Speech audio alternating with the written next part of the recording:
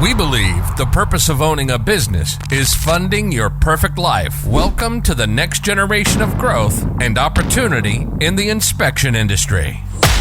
This is the Empire State of Mind. Empire State of Mind. Helping build companies with faster growth, higher profits, and more time freedom.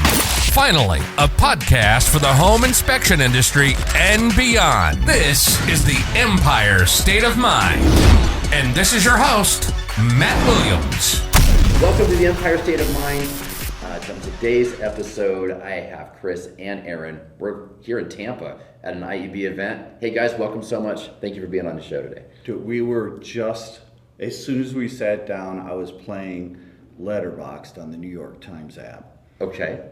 And we were discussing like what's your favorite game on the New York Times app, and like literally mine is Letterboxd, because if I earn the right to play Letterboxd by playing because I do Wordle, and Connections is my favorite. Yeah. Connections is always it's so damn easy now though. Yeah. What are you talking about? So it's little games. So you know how I got turned on to this?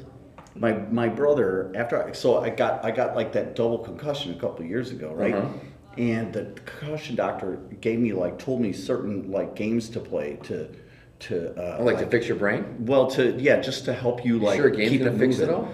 It's not going to fix it all. There's no fixing this, but like there's definitely improvements that could be made, right? Especially after that. But yeah, Letterboxd, like we were just talking about, it was the craziest thing, because if you don't get the Letterboxd in 2 words, what are you doing? Yeah. Right? They'll say like you try to get it in 4 words. Okay. But Chris and I said that's not a win. Immediately we're on the same page yeah. about that, which is crazy, right, because instantly, I love like, it. no, it's gotta My be brother 2. won't play Letterboxd. He's the one who he really got me turned on, because he sends me, we text back and forth every day our scores, yeah. right? We share our scores, and he does the mini crossword in under a minute every day. And there was a day they did it in like, I don't know, 23 seconds or something stupid. It's just ridiculous. Okay, so it's the New York Times app. It's a New York Times app, and it's all the games, and like it's the magazine. all Okay. all word games. So you have to use every letter in this box. Right? Oh, and it says in 4 words, right? But you can't. There still, when you use the one on this side, you can't use this side again until you bounce back, right? So you can't use the same side of the square twice in a row. So you can use as many times you want, but not in a row. You're using like your Interesting. knowledge of words and spatial reasoning at the same time. Yeah, it's fantastic. So all these games are different, but they also they can help with Alzheimer's when you're older. Like keep doing a word. Well, games yeah, it's good for your brain. This is a neural pathway thing, right? Okay, So like, right, yep. So when you're trying to change thought patterns, yep. right, in any kind of way, right? The way you do that is through engaging those neural pathways through stuff like this. And they have like abstract things that you can do in all these. So for instance, my wife, she plays one, I don't know what it's called, but it's a color hue match thing, right? Okay. And it's this big thing. I've seen that one. Okay, you know what I'm talking about. Yep. And it's like all these subtle differences in the colors, and you have to move them around and match them so it just flows from one color to the next. Okay. Right? It's super gradual, but it's all mixed up when you start it. Same kind of thing, right? Your wife would know some stuff about this stuff. Oh, right. Like, yeah, she's you know, she's been to school, a little past high school. The question I have is, do they still have comics in the New York Times? I don't know. The app. They don't. But the app's for the games. I don't care about the comics. The comics is if you're playing the mini crossword with your partner and you finish first, and then you can talk some crap. Get some smack talking. I mean, most of my motivation with this is smack talking. The concussion protocol stuff is secondary to talking shit with my brother. Oh, yeah. Like, you got purple ass. Isn't that cute? Oh, that is hilarious. Oh, so you can like share each other's stats, like see each other's stuff. Okay, all right. Yeah, that sounds like something I'd get into. It's I don't know. It makes it like for me, and when I first started it, like I said, it was I don't know, about a year after I hit my head, and like, holy hell, I was stupid. Like I was so low. Oh wow. And it's so I was like, so Cheryl was playing it long before I was. And I would watch her play it, and I was like lost. Yeah. Like that's how slow I was. Wow. Dude, it messed me up. But yeah, as I've been playing, I was like, now I do it, just as good as she does, and it's I don't know, it's fun. Yeah. Yeah, It's that sounds fun. like It's fun. fun. Yeah, and there's worse ways to spend your time. Yeah, I mean, it's a little competitive, but it's fun, it's funny, and it's good for your brain. Right, there you Yeah. go. Like Yeah. you're winning on all levels. Yeah. Yeah, absolutely. So I'm not trying to introduce more things that I can waste time with, and they're good for me. Right? Yeah. I just waste time on stuff. So, Right? yeah, absolutely. I mean, I still do a fair amount of that, to be fair. Yeah. You got to do a little bit, right? Right? Yeah, sometimes I think I do too much, though. What are you competitive with? Oh, man. Competitive with? I get competitive in business, Okay. Yeah. But with who though? like other companies. So other companies of people other home inspection companies? Yeah, like in your market outside? Yeah, no, like in my own market. Okay. So in my own market, I get competitive. There's a couple of other companies in town. So I started my business 5 years ago, and I was just a nobody, like a one-man thing starting, but it took off so fast, and so then Now I was you're like, bigger than all of them. yeah, right. So now I'm bigger than all of them, right? Yeah. And so, which was kind of funny because, and I don't know, some of my competition might be listening, so I'll be Right. politically correct, I guess. I mean- but some of them I know, they were like, where did this guy come from? Like, what is going on? Like, he's taking my business, and then he started talking crap about me, and because it's most, and I was like, yeah, you go right ahead, and I realized like.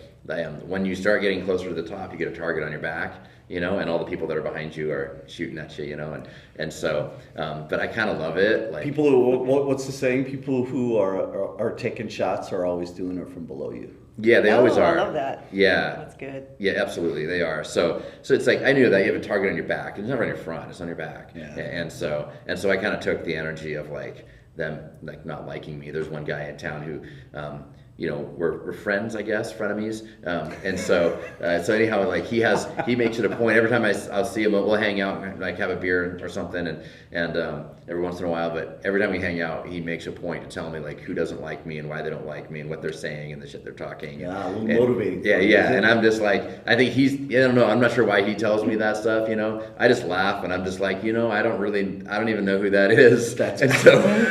All right, there you go. Yeah, there you go. That's exactly what happens. Damn. But I do like this guy, and I was like, I couldn't even pick him out of a lineup, man. I have no idea who that guy is, and it's like I don't know, so I get competitive on that, Yeah. and now that I'm like at the top, it's like, all right, I keep my eye in my rearview mirror just a little bit, just to be like, hey, I don't know who else is out there, but. How about you? Well, it's interesting. I can tell you're competitive. It's so Pickleball. funny. I didn't even know this about myself until like within the last 10 years.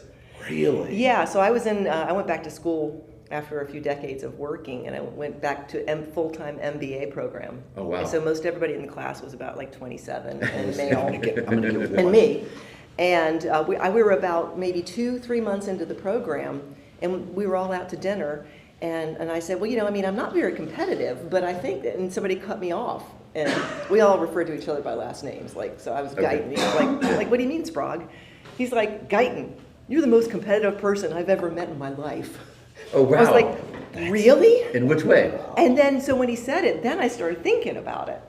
And it was like the first day of business school, and we were given a challenge and a partner, and this young guy, and I can't even tell you his first name, Rents, it was his last name. He and I had a project to do. We had to sell a random country to a group of people to invest in. A country? A whole Yeah, country? a country, and we got. I mean, the British. We still got, left Canada, right? we got Turkmenistan. Wow. And so That's a tough sell. And we had like less than 5 minutes to sell it. And we had like 1 or 2 days to prepare for it. And I remember thinking like, no, we're gonna win. Yeah. I remember thinking we're gonna win. And we did a presentation, and we did something kind of creative. Nice. And it was in Turkmenistan, the government controls all the social media. Yeah, Okay. it's a And- very restricted. but they country. also are sitting on like the 3rd largest natural gas reserve or something. Wow. And they have good work ethic because they're bored, right? They're bored. They want something to do. And so we got a PowerPoint of like just the desert. And I walked up and I stood in front of it and I didn't say anything for like 30 seconds, and I think people thought I was choking. Power. And I That's went and I went like this. I went, I'm an ethnic Turkmen. 25, got nothing to do. Government controls everything. Got no social media. I'm bored. I'm also sitting on the the world's third largest whatever the gas. I'm ready to work. And so that was our whole sales pitch. Is like we've got a giant workforce and this huge natural resource. Why don't you invest in us? That's cool. And so being like in my late 40s and like walking into the program, and we won the challenge. Out of all the countries that people tried to sell, we won. And I just remember how good that felt because I was so different. Yeah. I was so different, and I felt really like a fish out of water, and it felt really, really good. I bet it did. And then, That's cool. Yeah, so I think business school is a good place for me. Yeah, Chris, what are you competitive in? So I guess I'm more competitive. It's all internally. Okay. So I have competitions with people who I don't even realize they're in competition with me. Right? Got it. Like it's all in my head, right? Play little Okay. games to get myself motivated. I do it all day with different shit. Like I'll drive. Okay, you ever see the TikTok videos where the guy like thinks everybody wants to race him? 1, 2, 3, go! Right? Yeah. Right. So this is me when I'm not racing people, but like I don't know. I just. But you're going to be slightly in front of them. Or like oh we're going the same way, so we're like I don't know, whatever. I just play stupid games like that. Yeah. And then in business it's always I get always get competitive in my second year in a place because then I'm beating my numbers, right? Right. So I'm always like kind of looking at my own stuff because I don't know, other people's competition in my history has been kind of toxic. Right now it's not. The people I know now are like it's a whole different way. My wife, when we did her ABA, she said that she wasn't competitive. She argued with me about it. It says it like real prominent throughout her ABA. And she was straight up, she's like, I'm not competitive. But it turns out that she saw competition as negativity, like as you have to be stepping on somebody else to be competitive. That's how in her head she just defaulted to that. Oh, that's interesting. Right? And because if there's a winner, then there's a loser. Right? But you know what she has to do? She has I think it's actually one of the games on the New York Times app where, and I'm not sure what, on the stats, it tells you what percentile you are of the percent of the population that's doing it. I think it's Wordle. It's Wordle. Actually. Yeah, it's yeah, Wordle. okay. Yeah. So Okay. she has to be in the 90th percentile or something. Yeah. She gets ticked off when she's not. So she's and I'm competitive. like, so yeah, you're not at all competitive, right? Mm-hmm. I see. Right, like anyway, so it's And it just doesn't kind mean of funny she's how stepping on people, anybody, right? Yeah, exactly. Yeah, and it's so it's so funny how different people view that. Like you just take that one little word, Yeah. and how broad that is. That context can be overly positive, overly negative, whatever. Well, I think in I'm like Cheryl that pickleball, way. I'm competitive. In Pickleball. pickleball, I'm competitive. Yeah, I have to go play some pickleball. So I played pickleball for the first time in Utah when we were not Moab. We went to Hurricane. Okay. A couple months prior to that, in like July, we went to Hurricane, Utah, and rented a house with some friends and just screwed around the desert for a while, right? And that was the first time I played pickleball, and that's just it's just ping pong standing on the table, right? Like Yeah, it's like adult ping pong, standing yeah, it on was a fun. tennis court. So we yeah, grew up and there's with some ping pong interesting table. rules, and so I live in a country club, and so the country club has some pickleball courts, and so I thought I'm gonna go play some pickleball, and I'm 46, and I was like the youngest person on the court, which is kind of funny. So now I get competitive, and I feel kind of bad because it's like.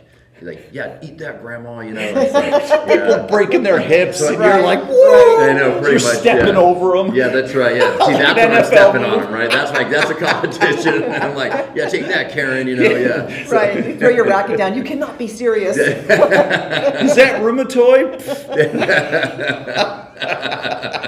Yeah. So I do enjoy pickleball. That's actually fun for me. Smack talking is different in the AARP. That's right. No, I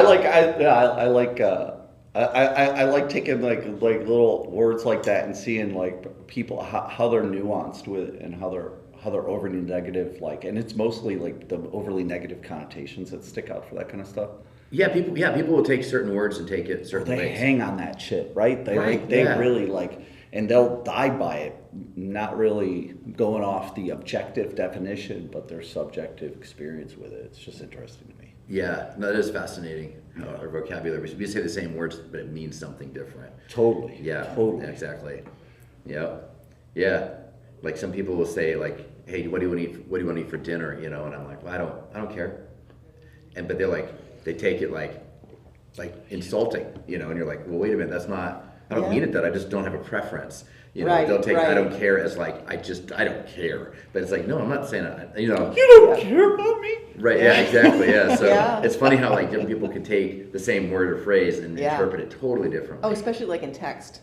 Oh, Right, text right, messages. right. Oh my Inflection. God. Right, comes through because on text. Yeah. you can say something in person and you can look at somebody like this and they know you're sincere. But Yeah. yeah. I overuse emojis. I probably overuse Yeah, emojis yeah. in my text messages when I'm saying something that could be taken different ways, just so like they kind of understand. That's the Like, only time I use emojis, is when I think the inflection can be taken the wrong way. So I'll Yeah. throw like a smiley thing in there or something Yeah. lighthearted. Yeah, because I like to tease people, and so I kind of rag on people a little bit, and Yeah. give them a little hard time, just a little banter, But like if they don't know me well enough, like I can really come across like a total asshole, over text message. So I have to put like the smileys and the ha-has. And, For sure. yeah.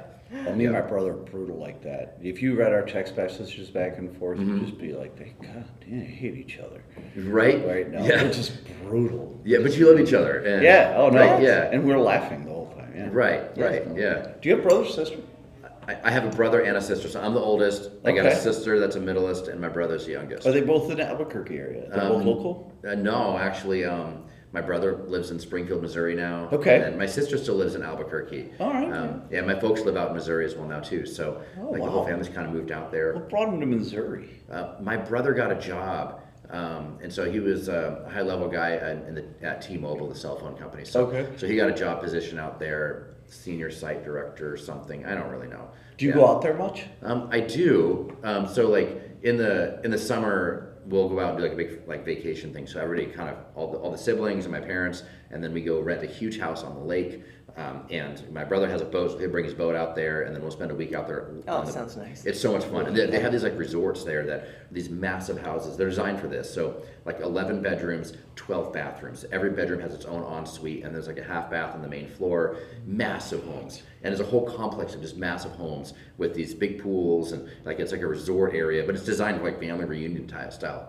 Yeah. Oh, dude, that'd be It's great legit. for like a leadership retreat. You Oh, gotta totally. hook me up with Oh yeah, that. I'll give you the That information. sounds It'd be great. phenomenal for leadership retreat because you can take your entire staff. They can each have their own bedroom and bathroom. That's the way to do it. Man. Yeah, That's what we absolutely. did when we went to a hurricane. That house had like 8 bedrooms. All of them had ensuite baths. I was like, wow, this place is crazy. Yeah, and they're all pretty new. Yeah. And so we go out and do that, and then we boat go out tubing and stuff on the lake, and then we hang around, and there's like fire pits, and there's there's mini golf, and there's like it's like got all the amenities at the place. Oh, that Yeah, sounds it's- like fun. You used to go to Lake Tahoe, right? I used to go to Lake Tahoe. Yeah.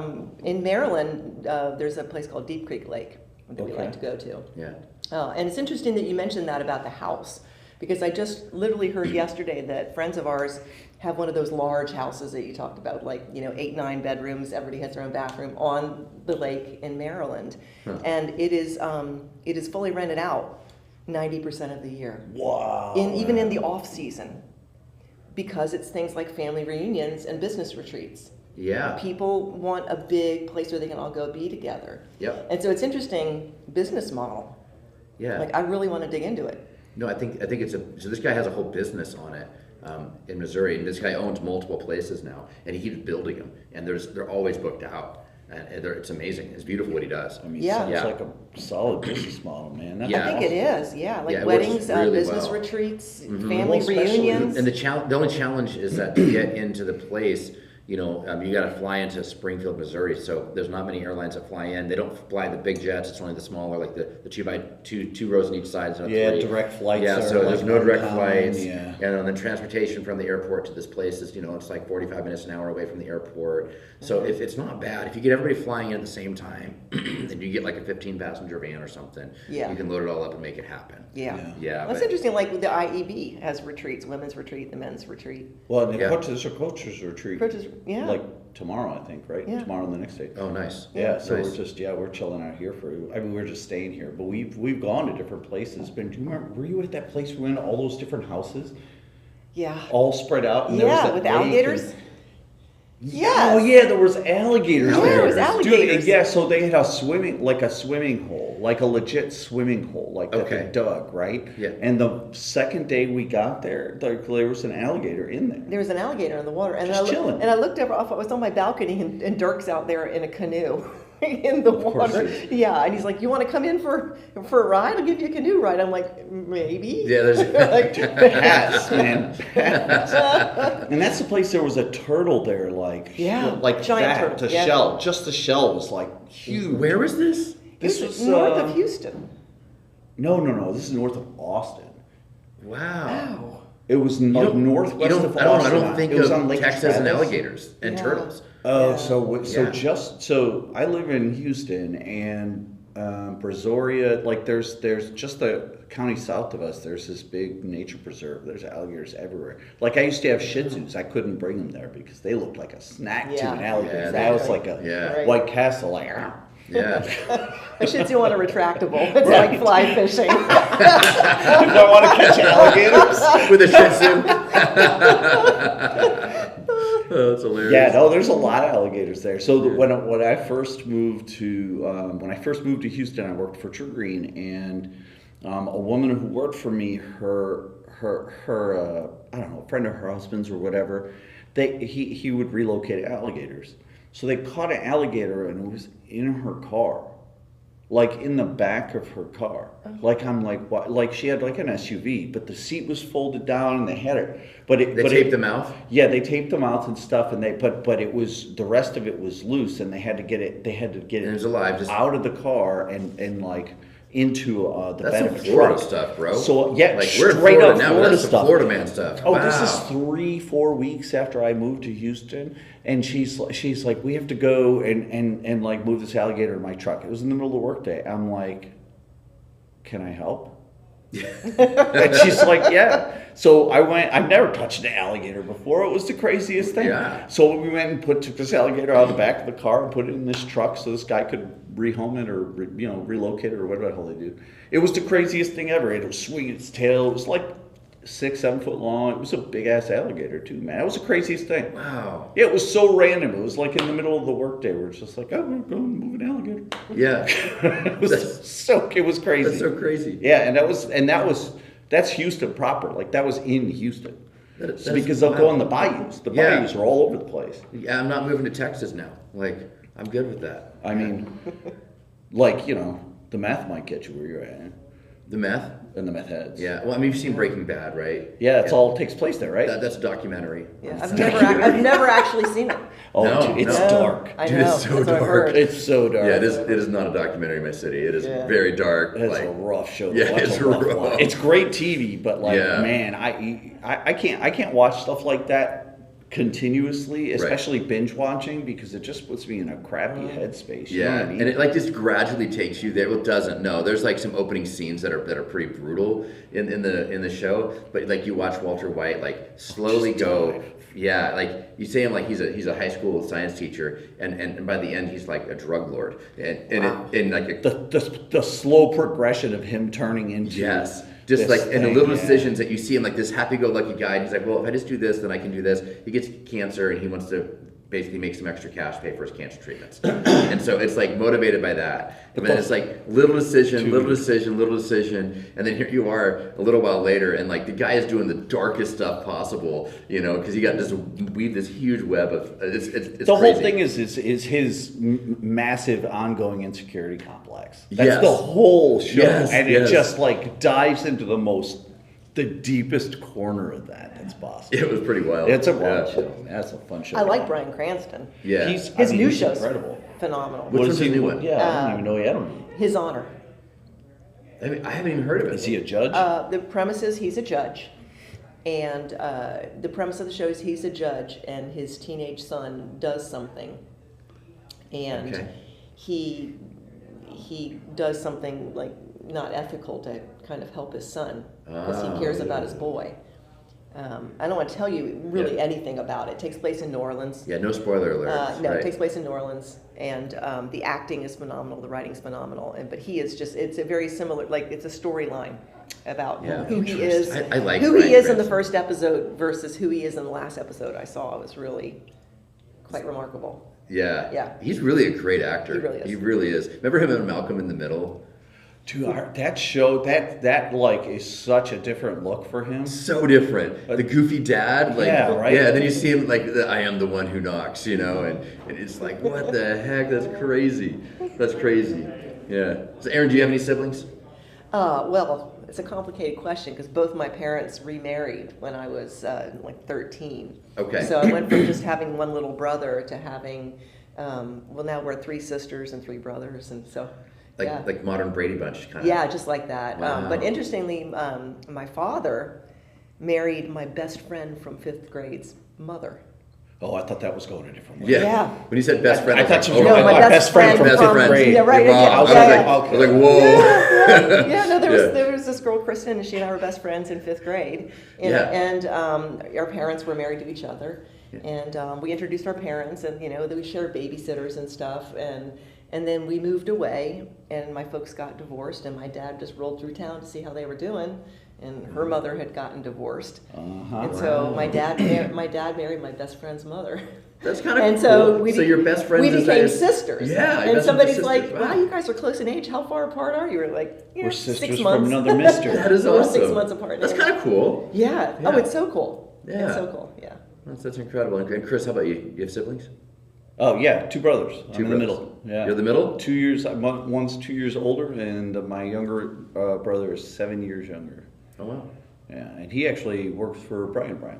Oh, and which one do you talk crap with on the games? Oh, the younger one. The younger one. Okay. Yeah, because we live by each other. My older brother lives in Madison, Wisconsin, so like we talk, but we're not as close as we are as I am to my younger brother, just because he's geographically close. Yeah, proximity wise. Yeah, for sure. And work, right? We work in very similar environments. So Yeah, he's working in one of the companies, right? Yeah. Right. So. luckily, I don't go anywhere for work anymore, although that's its own tax. Right? Right. Like no accountability to anybody. Y'all just talking about that. Right. Yeah. Yeah. As when you're at the top, sometimes you don't have accountability, and so it's right. Like I have responsibility, to employees and staff and people and my teams. Right. Yeah. Like I have to be responsible for them, and so I have to make sure I got to do my part so they can do their part. But if I'm slacking off, there's nobody that's like, hey Matt, you didn't work 8 hours today. Matt, you didn't work on the things that you said you were going to work on. It's like I have my to-do list, and my stuff is normally like bigger vision, moving the ball forward type stuff, not maintaining what we have. And so there's like the progress, how fast that moves. There's nobody. There's nobody saying, oh, you didn't move as fast as you maybe could have. Golly, you didn't work as hard as maybe you could have. There's nobody say that. There's no one coming to like hold me accountable, right? And sometimes that happens when you get into upper management and the very top. It's like you can get that place. Yeah. But or for a solopreneur like me, right? right. Yeah. Yeah. Do you have any staff?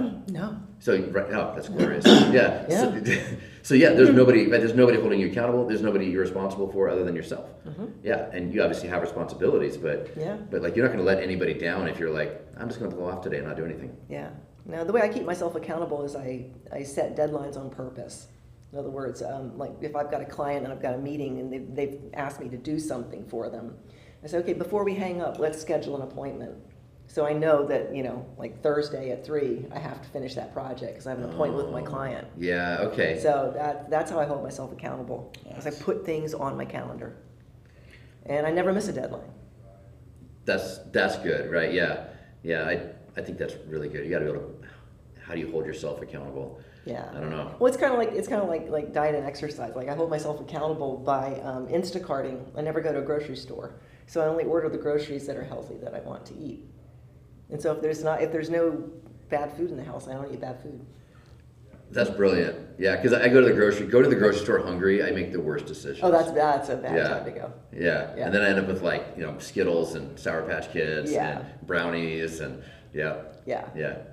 Yeah, and don't go to the grocery store like on football day or anything. Oh yeah, absolutely. Yeah. Then I got chips and dip and queso Exactly. and beer and I'm absolutely. And then like Monday I regret it. It's funny you get that newfound freedom and whatever it looks like, right? Whether Yeah. it's food, home, work, whatever that is for you, like that's. I was just talking to PB onboarding the other day, last week sometime, and that was he had just come out of the field, and he's like, and you could tell, like it was like 2 p.m. right, and I was on the a video call with him, and like he was just like a mess, right? His hair was everywhere. He was like, I don't have to go out and be a tech anymore, so I'm not sure what to do. Like, where do I start? Where do I go? Like, Yeah. And he's like literally coming up with what his day-to-day looked like, and in that vacuum, when, especially if you have an executive function disorder, which most entrepreneurs are ADHDers, right? So that Yep. that lends itself to really poor accountability practices for the first time. When you get that freedom, you just start, I'll just do something, right? And then it's like, okay, what is that? Is it purposeful? Who are you accountable to? What do you actually have to accomplish? Where are you going, right? So it's funny. That's I just had that conversation with somebody the other day, and I'm going through a little bit of that myself. I'm just trying to like come up with some better routines. Yeah, I'm looking at my lead tech. We've grown to a place where he kind of needs to slow down his field work, or maybe even get out of the field all the way, or just recalibrate some stuff. And I know that when that day comes, which we're working towards getting there, but when we get there, I know it's going to be like, all right, let's start talking about, now I'm going to have to help him build his structure out.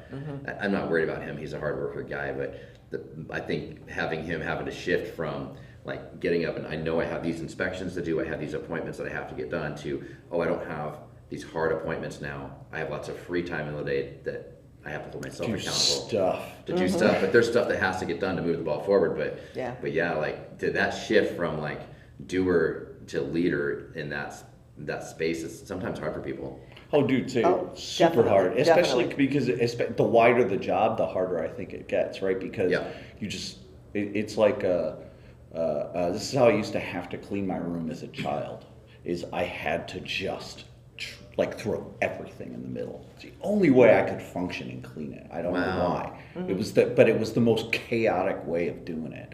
But I couldn't just go one piece at a time, and I had to have it all in one big area, and then I'd break it apart. Which is I know like not a lot of people work like that, but that's like I work best in the chaos, which is terrifying for like most employees. It's awful. It's an awful way to run a business. It definitely is. Yeah. Especially when you're not good at preventing it. Right? I'm trying to get better at preventing it. Is this how you work in the business now? You just like chaotic, throw everything in the middle, and I've been filling the spaces with people who will make it less chaotic, right?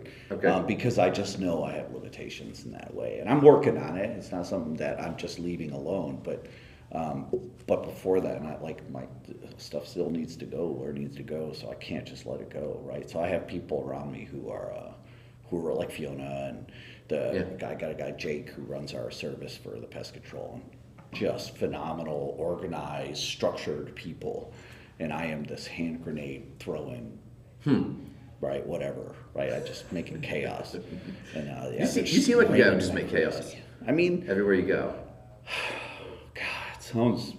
That sounds rough when you say it like that. I enjoy it though. I enjoy your chaos. I don't live with you. Like I'm not married to you. Like I'm not working with you every day. Or like we go hang out. Like you came through Albuquerque. It was chaos. It was fun. We come here. We have chaos. It's fun. Dude. I love it. I love the chaos. I love the chaos you bring. But it's only because it's like for 2 days or 3 days, and then it's like, and I get to leave.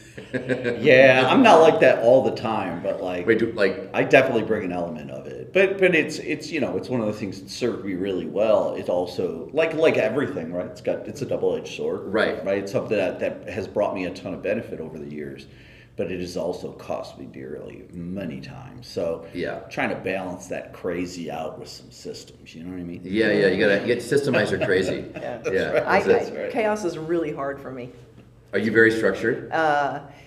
Sometimes with my own work I'm not, because I'm in charge of all of it, so that's okay. It's when it's chaos and I'm on a group project. So like in IEB we used to do these exercises with sticky notes. Where it's freeform thinking, all the sticky notes go on the wall. And then as a team you're supposed to put them in categories. I put things in categories for a living. Like I write Okay. business plans and I work with numbers and like, you give me 27 pieces of unrelated information and I will find 3 themes and I will put it in order and I will do it fast. Yeah. And so for me to be on a group exercise, like I almost have to sit on my hands, right? Because like I can see, okay, that goes there, that goes there, that goes there. And it's really hard for me to just kind of talk that through with people. You know, this made me think of, so like It feels chaotic to me, even though it probably was designed for a different purpose. It I get felt so like overwhelmed. chaos. I think the purpose is the chaos, because in that chaos, I think is where some of that real creativity happens, where it sometimes can't happen in a different way, right?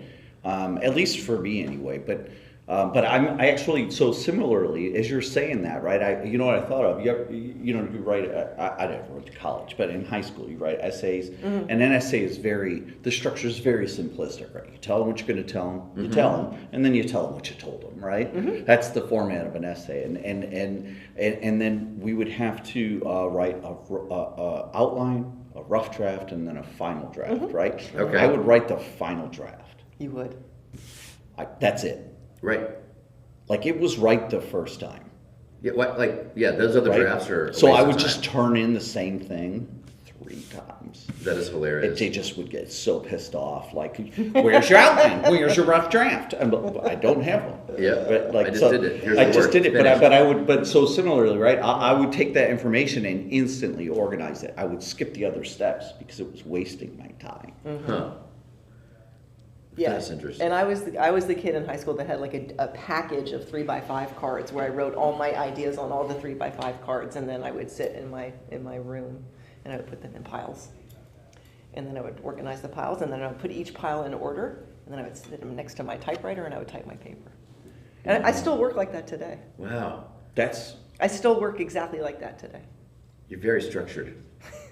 Yeah, I need that kind of structure. I do in my too. life. I I just don't am know if I could chaos, like, follow all the it, time. man. Yeah. I'm chaos all the time. And Yeah, but people that's hang where around me and so they're much just like, creativity exists, though. yeah, we don't get it done. We just come up with it. Yeah. Well, right, but I do I need get it done. executors around me, right? Yeah, Like I that's have what to. I've really figured out, and Yeah. especially in this in this time where like I have all this chaos and freedom that I'm trying to rein in all that crazy, right? Like I have to have really structured people around me. Yeah. And I'm pulling them up towards creativity, and they're pulling me down to earth, right? Like, Yeah. Yep. So yeah, it's a good mix. That is a It's good mix. yeah. I love that. Yeah. Yeah, and I figured out how to find those people now too, right? Like what is that person? What's the behaviors of that person? And where do I go to look for certain people like that? It's like it gets pretty predictable, actually. Is your wife very structured? My wife is she's a very structured person, yeah, but she's one of those brilliant crazies.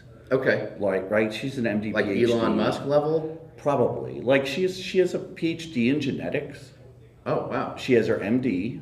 She has a specialty in neurology and a subspecialty in stroke. Oh, geez. She runs the national program for the neurology for the VA, for the entire VA. Right? So it's like she's Wow. Yeah, so she's brilliant. Wow. I barely got out of high school. Yeah, me too. I mean, like the skin of my teeth. You know, they walk. So at the high school I went to, we graduated in May, but the school went until the end of May. So the seniors would actually walk the stage before school was actually done for everybody else. So when I walk the stage, but they give you the thing, but it's nothing in it. Right. It's a couple weeks before the grades come out. I procrastinated till mid-July. Till I went back my senior year to see if I actually passed, because I did not know. Wow. I did not know, because chemistry, I'll tell you this, I did not pass chemistry. There's no way. All we did in that class was harass our teacher and ask him how to make LSD. Yeah. It was a whole year of us just like begging him. It was so dumb, right? Did he tell you any tips or Hell tricks? no. Hell no. I'm still alive today. That's how you know that. That's hilarious. Yeah, I should not have passed that, but I did. I somehow passed. Yeah, English was my weak spot. Yeah, I had to beg on my knees to my English teacher, please pass me. And back then, they put the grades on the door, and so you see everybody's grades and stuff. And Yeah. That's rough. It was rough. And so you could see who had an A and a B and whatever. It was all like a printout thing. So on mine, I went down on Williams, I'm looking over, and it had D, and then she took a pencil and written minus, minus, minus, minus after it, just to like I did not pass that class. She passed me because she didn't want you another year, bro. Yeah, exactly. It's exactly what happened. That's what my parents I did told not me. have a passing grade, but she made it a passing grade. She let me get out of high school. Thank you so much, Mrs. Tuttle. I'm just saying, thank you. I'm not a total loser in life. I mean, you got time. I do. I have time. Not yet, right? I could still end up homeless under a bridge somewhere. I mean, we all could. We all could, absolutely, yeah. So Try and guess which 2 classes I failed in my life. In college, which 2 college classes did I fail? You also know my first degree was in art. I did not know that. Yeah. Okay, so your first degree is in art, but you And then my second classes degree that is you an failed. MBA. Yeah, an MBA, Yeah. and you do numbers. And I do numbers for a living, right? So Yeah. So I I'm gonna failed- say math. Statistics. I failed drawing. Okay. Oh my And gosh, I no! failed- How could? And as a senior in college, I failed freshman math. Nice. Wow. Yeah. Yeah, that is hilarious. Yeah. Your art degree. How do you fail drawing? Like, did you just not You know turn what? your work This is a really good lesson, because I did finish my final portfolio, but I just didn't feel like going to class the last day. And so I went and I just left my portfolio on the drawing board table of the art studio with a note for the professor, and he never got it. Wow. It's a really good lesson about follow-up. Like, it's just like, oh yeah, I sent that email. That doesn't mean you confirmed that the thing happened. Or they saw it, Yeah, right? Wow. yeah. So you turned it in, but he never saw it. He never got it. No. Wow. So what happened to it? I don't know. I don't know what happened to it. So you just failed it? Well, I mean, because it was summer, and Yeah. it was Yeah. summer, and I was going back home. Yeah, So I what are you didn't gonna I do? wasn't hanging out on campus, so I just never knew until the grades came, and I got an F. So I And feel so guilty. then did you reach out to the professor and be like that was the WTF, second. That was or the, what happened? That was the second lesson I learned, because I was very conflict averse, and I was not very good about advocating for myself. So you That didn't came even later. follow up with the professor to see? No, I never did. Yeah, I should call him. He's still around. Wow. He's still making beautiful art. Okay, that would be.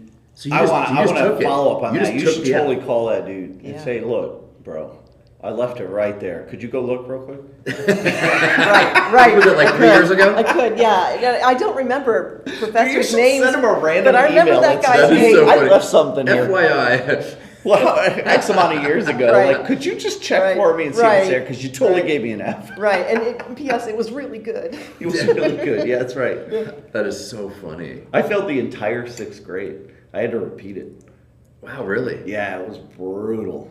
Brutal. So what's crazy to me is like you're crazy smart. Yeah. Like you're crazy smart. And so to hear that you like I don't know struggled about in that, school but I'm definitely lazy. Like, definitely lazy. so it isn't for lack of intelligence, it's just lack of what, like follow through, or Yeah. just disinterested. Yeah. Probably some ADHD, like I just don't care. And Oh, well, I'm busy yeah. with something else. I'm distracted. It was a mixed bag of all that, right? Right. Like school's not built for people like me. No, me either. I struggled so much in school. Yeah. It was yeah. really difficult for me to maintain any sort of attention, let alone like, my home life was kind of chaotic. So when I'm like in school, like it was not a priority to me at all. Yeah. But the thing I learned was the only thing worse than doing it is doing it twice.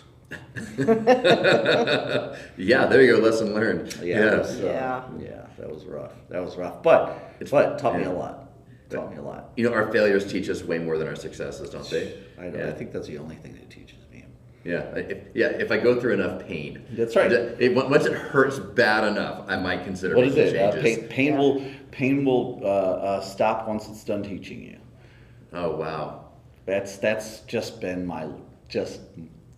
Yeah. the way of life, right? Yeah. Pain will stop when it's done teaching you. I think it's John Maxwell has this whole thing he does, like the 4 things that people will change for, and he summarizes it up on like TikTok videos and stuff. But he has like a whole like course and books about this, and he talks about like inspiration, so people get inspired to, with the hope of this. Some people are, golly, I can't remember all of them now, but at the end of it all, he's like, unfortunately for most of us, the thing that really motivates us for change is pain. Yeah. Because we won't change till it hurts bad enough for us to change. Yeah. Yeah. Sometimes you just don't know that burns until you feel it, man. Right? It's so true. Gotta find that out for myself. Yep, absolutely. Some people learn, like, they're smart. Like, they'll learn from other people's mistakes. My brother and sister did that. Like, I was the oldest. My brother and sister, they're super smart. They would look at me and they're like, I see what Matt's doing there, and I am not going to do that. I'm going to do it a different way. So they've had a little bit easier life in some cases, because I was a pioneer of sorts. Yeah, both my brothers have this whole learning thing, and I just have this pain thing. Yeah. They just seem to be able to prevent it, and everything I teach well anyway is because I fucked it up really bad. Right? It's because I did it really wrong, and then I had an epiphany about doing it the right way. But it had to be through an experience. I can't just know a thing. It's just dumb. Yeah. I don't know why. Yeah, man, some people got to learn the hard way, right? And that's me For sure. sometimes. Yeah. So, as I get older, I'm starting to figure out maybe I should learn from other people. Yeah. I'm trying, man. I'm trying. The past couple of years have been better with that. But 48 ain't typically a time, right? Right. We should have done this a while ago. All right, 46. Now I'm ready. Yep. I think that should have been a minute ago. Right. That's definitely something I've noticed about getting older. Is like I'm learning things just faster, just way faster. Yeah. Right, because just time is so precious. It is. And Yeah. the shittier experiences that you have, the more precious you see that time coming up is. Yeah. Right? Yeah. Because you've wasted time already. Yeah. Oh yeah, absolutely. Yeah. Yeah. I was out with my sister. We met in New Orleans because we shared a birthday year because we're only 6 months apart in age, That's and I fun. hadn't seen her in a long, long time. And so we're at this bar having a drink, and this guy comes up and he goes, "Hey, ladies," and kind of stuck his face between us. And we were a lot younger then. And I said, "Hi, we're fine." I said, "This is my sister. I haven't seen her in a really long time, and we kind of want to catch up." And he's like, "Really? Well, where are you both from?" And I'm like, "Oh, okay." Like, "Oh, well, she's from Texas. I'm from Maryland. Whatever." I was like, but we want to get back to this. So he came back a second time. Oh. And he's like, "Oh, so you guys are all, bonded and connected again." And so I was like, "Listen, I really don't want to be rude. It's my sister. I really want some time with her." And he went away, and he came back like a third or fourth time. Wow. And my sister looks at him, she goes, "Buzz off." And he walked away, and she looks at me, she goes, "Works much faster." Very effective. She Very goes, "Works effective. much faster." And Yeah. so that was like a good lesson, because I am polite, and I don't want to hurt anybody's feelings. But when you tell somebody politely how you feel about something, and then they still don't hear you, like the older I get, the more I'm just like, "Listen, this is over." Well, Yeah. this is communicating boundaries, right? Is what you're really talking about. Yeah. And that's something that if you don't when you don't learn that early on, it's slow. You're slow on the uptick. Everybody I know, I was terrible about that until very recently, and now I am like brutal. Yeah. With my boundaries. Yeah. You have to be. Have to be. Because people will try to push them and and if you're nice about your boundaries, people don't really understand that as a boundary sometimes. Yeah. If you're Yeah. too nice Yeah. about it. And that's a shame. Or the It's a third shame, time. 'cause, Why can't you pick up on the social clues, Why right? can't you just pick Yeah. up on somebody's words even? Yeah. Thanks very much, but no. I'm being Right. super clear with you. Like, Yeah. what do you not get, right? Yeah. And that kind Right. of conversation doesn't happen enough, and it should, because it embarrasses people into good behavior, right? Yeah. Or actually, not even forget good behavior, decent behavior, just being decent, right? Stop pushing every single thing. Yeah, I agree. Yeah. Anyway, all right, Matt. We've covered some wide topics here. Yeah, I'm glad we didn't have any. We had no agenda. We're like, you No want to do something? agenda. Let's hit record and see Right. what happens. And Right. Yeah, and I just went all over the place. I walked in the room and Yeah, I'm like, alligators. who do I want to drag into this podcast with me? Like, Guyton. Guyton. You're You'll a do great it. sport. You're a great sport. No structure, total chaos. Hit Right. record. Right. Was that anxiety for you? Or Right. like, Can we talk about some numbers? Hey, Yeah. you know what she did? You know what she did? She said yes right away. I was like, yeah, sure. That's awesome. I love that. Yeah. I Was love that what? Was that trust in me? What? I'm was gonna. trust in you. There you go. All right. Well, thank you guys for coming on the adventure. This is a great episode. Hey, thanks for having us. And so we have Chris Enright. You're at Brian and Brian. No, Green No. Team Pest, IEB, Oh. and PEB. I don't even work with Brian. No home inspections anymore. It's all It's yeah. just the Yeah. past. So we have Okay. pests in Sarasota, in San Diego, in Dallas soon and in Houston. That's incredible. Yeah. Okay. And then I'm doing the PEB. We're ramping PEB up. It's going to be much bigger. That's awesome, man. If Because somebody wants to get a hold of you, industry. what's a way for someone to get a hold of you? Christopher@greenteampest.com. You can get a hold of me that way. That's awesome. That sounds great. And then Erin? I am Numbers. Numbers. That's my nickname. Numbers. My business is We Speak Numbers, the language of business simplified. Okay. Your website? It's actually Erin at erinkguyton.com, which is my email. Erin K. Yeah, I haven't done Guyton. the rebranding yet. Okay. Yeah. All right. IEB Financial Coach. Got it. Yeah. So the best way to reach me there is Erin at iebcoaching.com. That's probably the preferred email address. Okay, Erin at iebcoaching.com. Yeah. So I've been Sounds IEB good. volunteer financial coach since 2020. Wow, that sounds awesome. Well, guys, thanks for being on the show. I've really enjoyed it. Thanks, All man. right, thanks. All right, see you later. You've been listening to Empire State of Mind for the home inspection industry and beyond. Our passion is to elevate the home inspection industry with mindset, strategy, and tools. We hope you've enjoyed the show. Make sure to like, rate, and review. For more, follow on Instagram at IEB Coaching. And don't forget to hit the website at www.iebcoaching.com. Learn about IEB at no cost and have all your questions answered on our open call once a month on the third week of the month. We hope to see you there, and we'll see you next time on the Empire State of Mind.